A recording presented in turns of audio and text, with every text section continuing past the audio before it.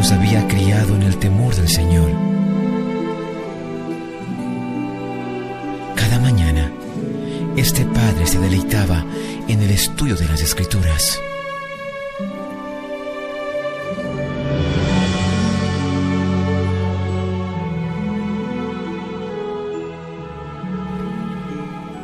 Y un día tuvo la visita de su hijo menor. Esta visita no era usual. Había algo en el ambiente que amenazaba su corazón. Este hijo menor se había cansado de la sujeción a que estaba sometido en la casa de su padre. Le parecía que se le restringía su libertad. Interpretaba mal el amor y cuidado que le prodigaba su padre y decidió seguir los dictados de su propia inclinación. ¿Cómo entender los deseos de un hijo que no estima el amor de su padre?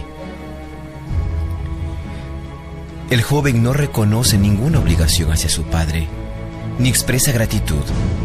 No obstante, reclama el privilegio de un hijo en la participación de los bienes de su padre. Desea recibir ahora la herencia que le correspondería a la muerte de su padre. Está empeñado en gozar del presente y no se preocupa de lo futuro.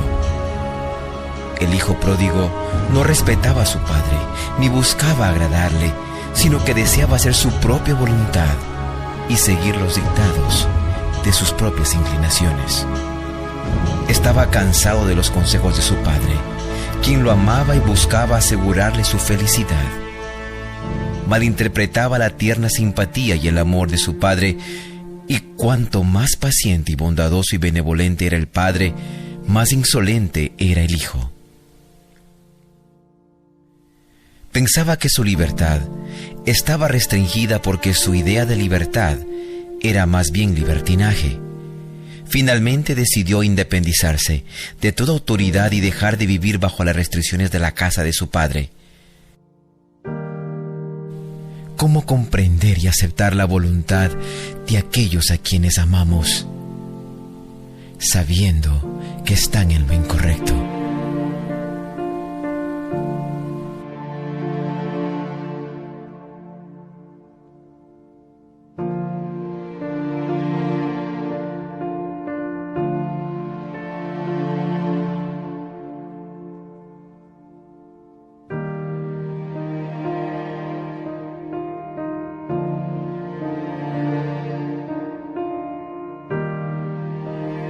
Esa mañana, el padre no hubiera querido despertar.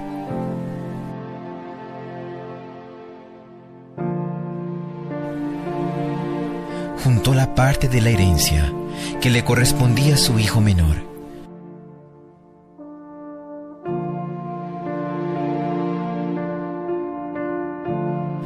Y en el dolor de un corazón herido, le dijo adiós. Lo abrazó y no le quería dejar ir.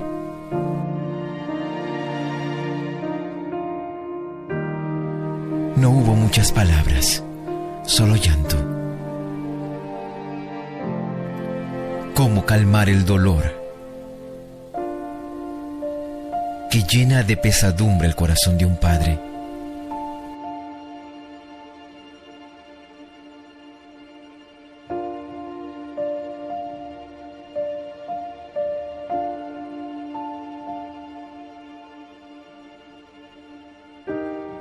Ayúdame, Señor. Ayúdame, por favor, exclamaba el padre.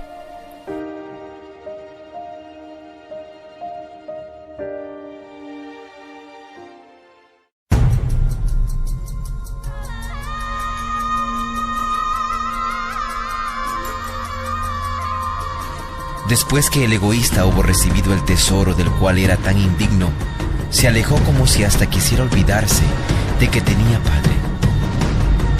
Pronto, gastó toda su fortuna, viviendo perdidamente.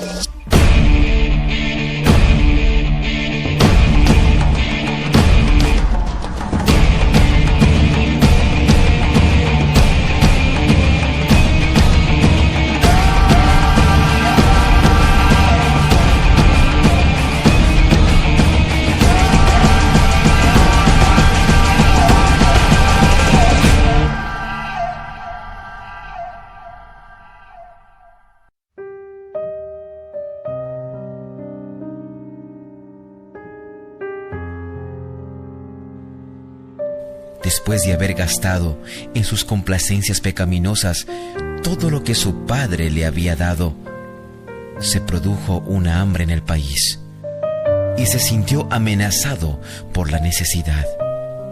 Entonces comenzó a lamentarse por su conducta pecaminosa y sus placeres extravagantes. Se vio obligado a descender de su vida de satisfacciones pecaminosas al oficio degradante de un cuidador de puercos.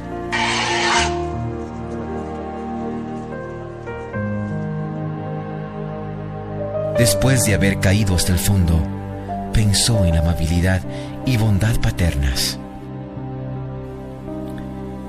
Entonces sintió la necesidad de un padre. Por su propia culpa se encontraba sin amigos y sufriendo privaciones. Su desobediencia y pecado habían dado como consecuencia que se encontrara ahora separado de su progenitor. Pensó en los privilegios y bondades que los jornaleros de éste gozaban libremente, mientras él, que se había alejado de la casa de su padre, perecía de hambre. Humillado por la adversidad, decidió volver a él y confesar humildemente su falta. Era un pordiosero que carecía de ropas confortables o aún decentes. Estaba arruinado por causa de las privaciones y enflaquecido por el hambre. Quien lo envió al trabajo más servil que se podía pedir: alimentar a los cerdos. Para un judío, este era el peor trabajo posible. ¿Dónde quedó su gozo bullicioso? Habiendo silenciado su conciencia y adormecido sus sensibilidades, se había sentido feliz en sus orgías. Ahora, con su dinero malgastado, con su orgullo humillado, con su naturaleza moral anulada y sus más finos sentimientos casi muertos, con su voluntad débil y malograda, se sentía el más miserable de los mortales. Entonces, sufriendo el hambre agudo que no puede satisfacerse, se acuerda que su padre tiene pan en abundancia y decide volver a él. Se dice a sí mismo: me levantaré e iré a mi padre y le diré: Padre, he pecado contra el cielo y contra ti. Ya no soy digno de ser llamado tu hijo. Hazme como a uno de tus jornaleros. Y una mañana, mientras el padre caminaba por su hacienda solitario y pensando en su hijo, recordaba cómo de pequeño le había enseñado tantas cosas y ahora parecía que todo lo que le había enseñado había sido en vano. Pero él nunca dejó de orar. Él nunca dejó de suplicar que su hijo regresara.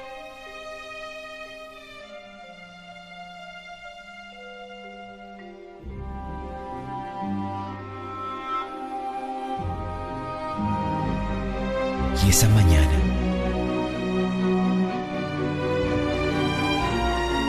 escuchó los gritos: Padre, Padre, Padre. Y el padre volteó a ver. Sus ojos no creían lo que estaba viendo.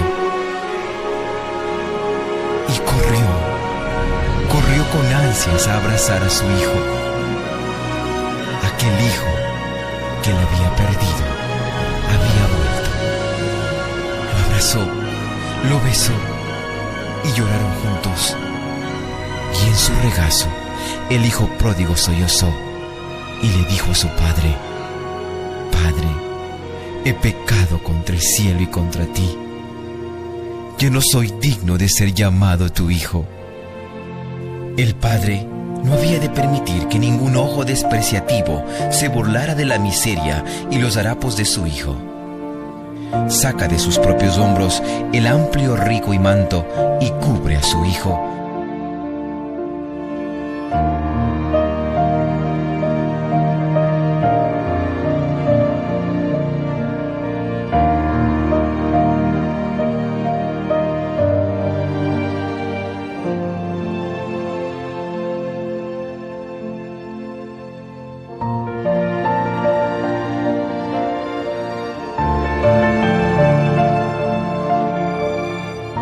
y lo lleva a la casa. No le da la oportunidad de pedir el lugar de un siervo. Él es un hijo que será honrado con lo mejor de lo que dispone la casa y a quien los siervos y siervas habrán de respetar y servir. Traigan el ternero más gordo y mátenlo para celebrar un banquete, porque este hijo mío estaba muerto, pero ahora ha vuelto a la vida. Se había perdido, pero ya lo hemos encontrado. Así que empezaron a hacer fiesta. Mientras tanto, el hijo mayor estaba en el campo. Al volver, cuando se acercó a la casa, oyó la música del baile. Entonces llamó a uno de los siervos y le preguntó qué pasaba. «Ha llegado tu hermano», le respondió, «y tu papá ha matado el ternero más gordo, porque ha recobrado a su hijo sano y salvo». Indignado, el hermano mayor se negó a entrar. Pero él le contestó: «Fíjate cuántos años te he servido sin desobedecer jamás a tus órdenes, y ni un cabrito me has dado para celebrar una fiesta con mis amigos. Pero ahora llega ese hijo tuyo que ha despilfarrado tu fortuna con prostitutas, y tú mandas a matar en su honor el ternero más gordo». «Hijo mío», le dijo su padre, «tú siempre estás conmigo, y todo lo que tengo es tuyo. Pero teníamos que hacer fiesta y alegrarnos, porque este hermano tuyo estaba muerto, pero ahora ha vuelto a la vida. Se había perdido, pero ya lo hemos encontrado». ¿Acaso no es la recepción del hijo pródigo una representación de la forma en la que el Señor recibe al pecador arrepentido?